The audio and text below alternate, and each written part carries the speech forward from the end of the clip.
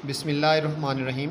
बच्चों, खुशखती जिसको हम कैलीग्राफी कहते हैं, ये आपकी लिखाई को खूबसूरत बनाने के लिए बहुत ज़रूरी है। जब आप पेपर हल कर रहे होते हैं या फिर घर का काम या स्कूल का काम कॉपीज़ पे लिख रहे होते हैं, तो आपकी लिखाई अगर अच्छी होगी तो उसका बड़ा फ़ायदा होता है। पेपर में भी फ़ायदा होता है और आपको क्लास में भी शाबाश मिलती है। तो आज हम पहला सबक सीखेंगे।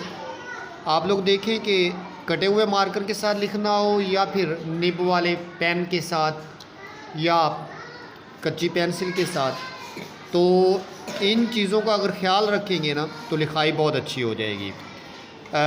देखें, यहाँ से हम आज शुरू कर रहे हैं अलिफ़, अलिफ मद और बे पे ते टे से सीखना। अलिफ़ आपने ऐसे लिखने हैं। अगर कटा हुआ मार्कर है तो उसके ऊपर भी नोक बनानी है और नीचे भी नोक बनानी है, और ये इतना सा बनना चाहिए और लाइन से ऊपर हो।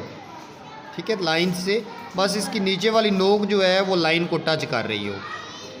आप फिर दोबारा देखें,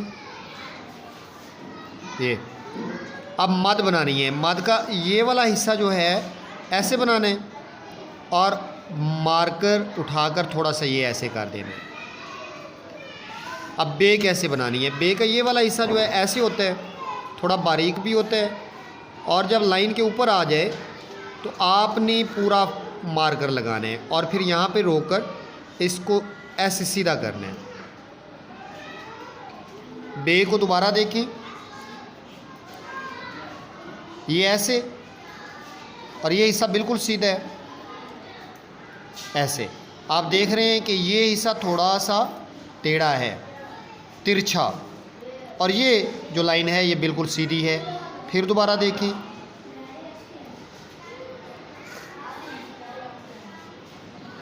ये आपकी पे ते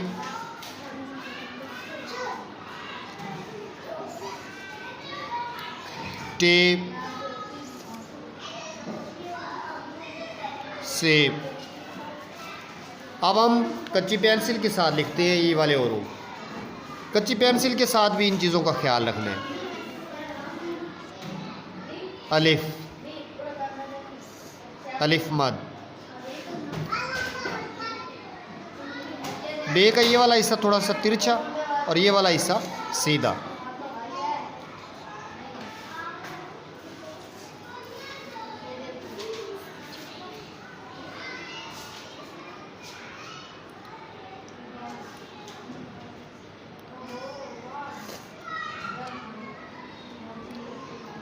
इन चीज़ों का आपने ख्याल रखना है। अब आपने मार्कर के साथ भी लिखना है और कच्ची पेंसिल के साथ भी। जैसे मैंने ये लिखा है, आपने भी इसी तरह इसको फॉलो करना है। ठीक है, तो इंशाअल्लाह 10 से 15 दिनों के अंदर अंदर आपकी उर्दू की लिखाई बेहतर हो जाएगी।